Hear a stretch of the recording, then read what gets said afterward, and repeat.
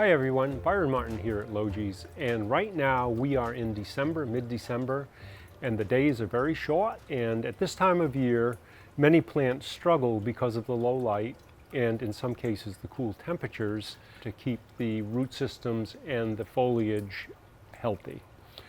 We're talking today about Meyer lemons. This is a very common and well-known houseplant for fruiting, and at this time of year these citrus can actually have a great deal of trouble. Right here we have a plant that has defoliated. It's holding its fruit.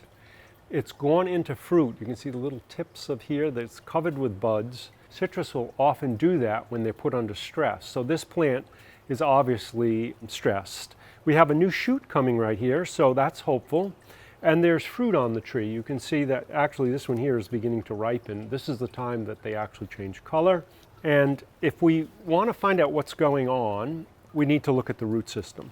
And so we pull the plant out of its pot, and now we're going to examine this root system right here and see how healthy it is. And basically we have some live roots. There's some white tips right here. There's some live root system right there, but we also have some that have died and fallen apart. And when you handle that root system and you start rubbing it, if they just break off and turn to mush or have no structure to them, which I'm doing right now with my finger, that root system's gone. And the cause of that is most likely root disease. And it's something that is always present in the container, particularly when containers move through nurseries. But this is what's causing the stress of this leaf loss.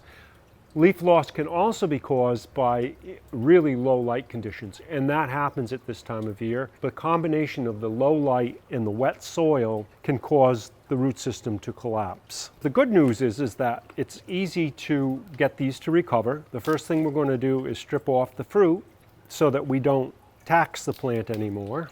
And then we're going to take it out of this clay pot. You can see the soil actually fell off of this. And we're going to peel away some of that soil, but you're never going to get rid of that root rot by getting rid of the soil. It's in the root system and it is going to be here for the life of this plant. So the solution is going to be culture this plant back to health and then continue to do that so root rot or root diseases don't become an issue again. And remember, there can be a little bit and the plant does fine, but when it overtakes the plant, this is the result of it. The best thing to do is to repot this plant into a clay or terracotta pot. You notice this was grown in plastic.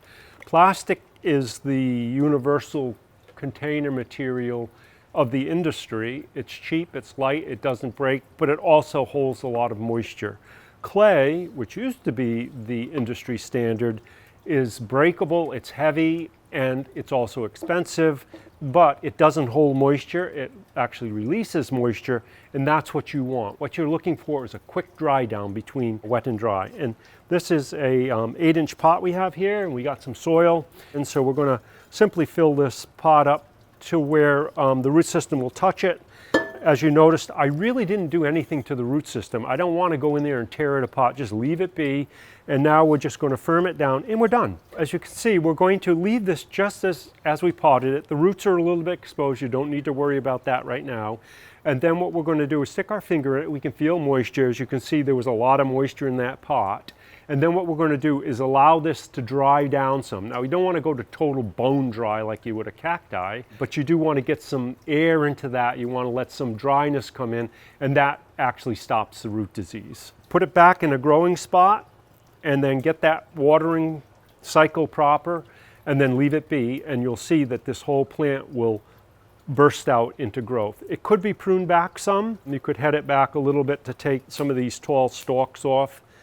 You're not removing obviously any foliage, which is reducing the plant. So there, we shaped it up a little bit so that as it bushes out, it'll be a nice full specimen. And this plant has a lot of hope. And as this flushes out, you can always tap it out of the pot.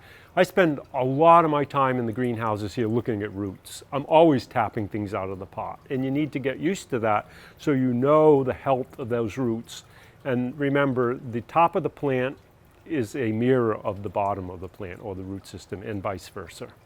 Citrus really do best in as much light as you've got. And that could be some artificial supplemental lighting or a bright sunny south window. Without that, you're going to get more stress on the plant where there'll be leaf drop and their growth will slow. So the best idea is to give them as much as you can. Fertilizing at this time of year is usually discouraged. Feeding is not going to help this. As a matter of fact, there is a relationship between excessive fertilizer and root disease, and we just back off on it, actually don't even feed it. Until you see that flush of growth. It's going to happen no matter what we do. Spring is coming, and this little plant is suddenly going to wake up and burst into growth, and then you stop feeding. Well, the temperature you want to keep this at is generally above 60. When it's under this much stress and even a little warmer, if you put a plant in a cold space, a cold window, or in the case of a cold greenhouse, that root system's just going to stop. And the root rot that we got was related to that cool temperature and the inactivity of the root system. Although we did see some root tips growing here, this plant actually came out of a warm greenhouse. You want to have it go back into that so that it has all the possibilities of recovery that it needs, which is warmth. Hope that helps. If you like this video and this has happened to you, leave a comment. If you'd like more information, visit us at logies.com.